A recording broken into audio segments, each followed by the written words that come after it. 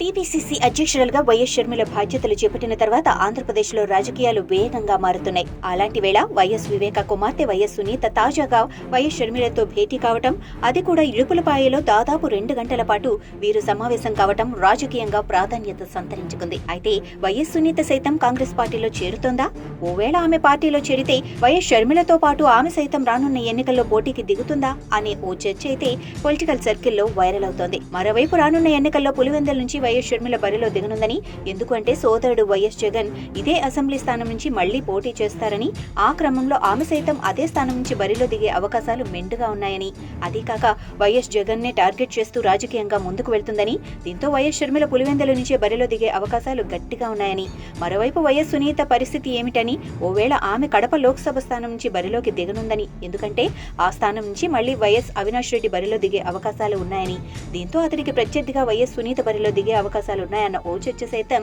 సర్కిల్లో కొనసాగుతోంది. అదే కాక కడప ఎంపీ స్థానం కోసమే తమ చిన్నాన్న డాక్టర్ వైఎస్ వివేక హత్య జరిగిందంటూ గతంలోనే వైఎస్ షర్మిల క్లియర్ కట్ గా స్పష్టం చేశారని, దాంతో వైఎస్ సునీత కడప ఎంపీ స్థానం నుంచి పోటీ చేసే అవకాశాలున్నాయని అభిప్రాయం వ్యక్తమవుతోంది. ఇక వచ్చే ఎన్నికల్లో వైఎస్ అవినాష్ రెడ్డి జమ్మల మడుగు లేకుంటే మరో అసెంబ్లీ స్థానం నుంచి బరిలో దిగే అవకాశం ఉందంటూ ఓ ప్రచారం అయితే జోరందుకుందని, దీంతో వైఎస్ అవినాష్ రెడ్డి ఎక్కడి నుంచి పోటీ చేస్తే అక్కడి నుంచి వైఎస్ సునీత పోటీ చేసే అవకాశాలున్నాయన్న చర్చ అయితే పొలిటికల్ సర్కిల్లో నడుస్తోంది. ఏది ఏమైనా ఈసారి ఎన్నికలు చాలా రసవత్తరంగా ఉంటాయని, మరీ ముఖ్యంగా ఉమ్మడి కడప జిల్లాలోనే, అది కూడా వైఎస్ ఫ్యామిలీలోనే వ్యక్తులే ప్రత్యర్థులుగా మారి ఇరు పార్టీల నుంచి బరిలోకి దిగి పోటీ చేస్తే గెలుపు ఎవరిదన్న అంశంపై సర్వత్రా దృష్టి సారించే అవకాశం ఉందన్న ఓ చర్చ సైతం వాడి వేడిగా నడుస్తోంది.